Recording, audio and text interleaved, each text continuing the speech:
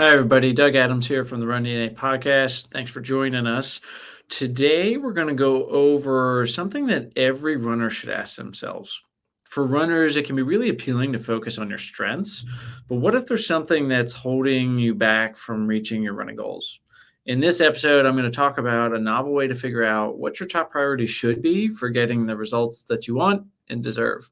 Early in my career, I did a lot of triathlon coaching, and I still do some running coaching now to keep me sharp and keep me relevant.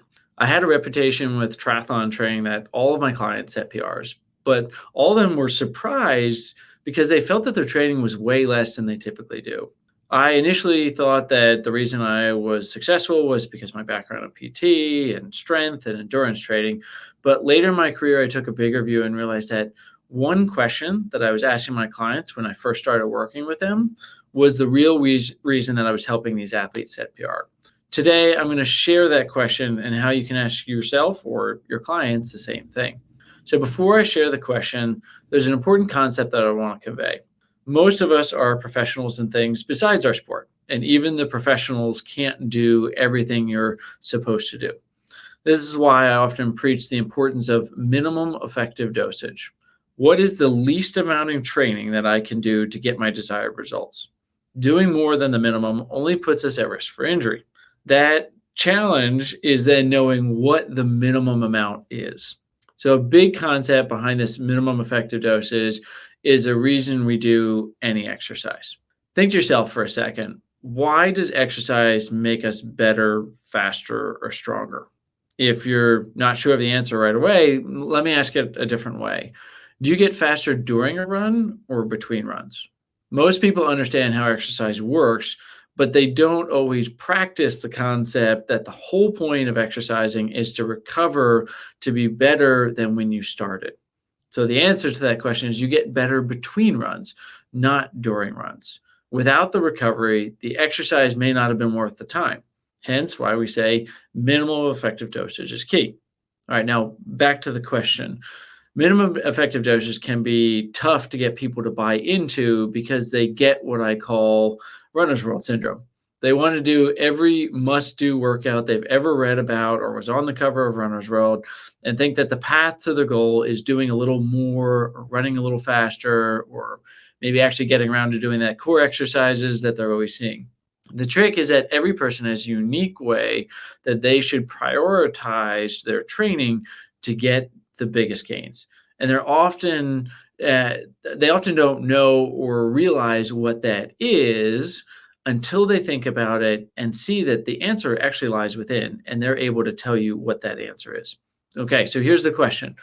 If you could wave a magic wand, what one thing would you improve that would automatically help you achieve your fitness goal?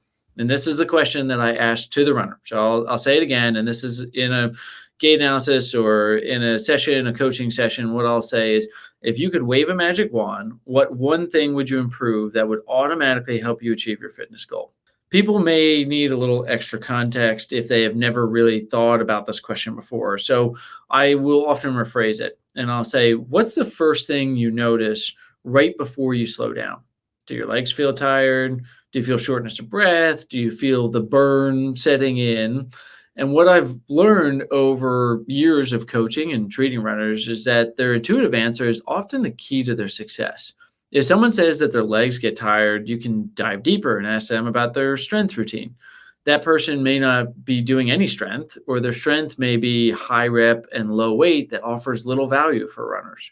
If they say that their lungs feel heavy and they're out of breath, that may indicate that someone with that person is someone with low volume training or someone that's not focusing enough on aerobic development.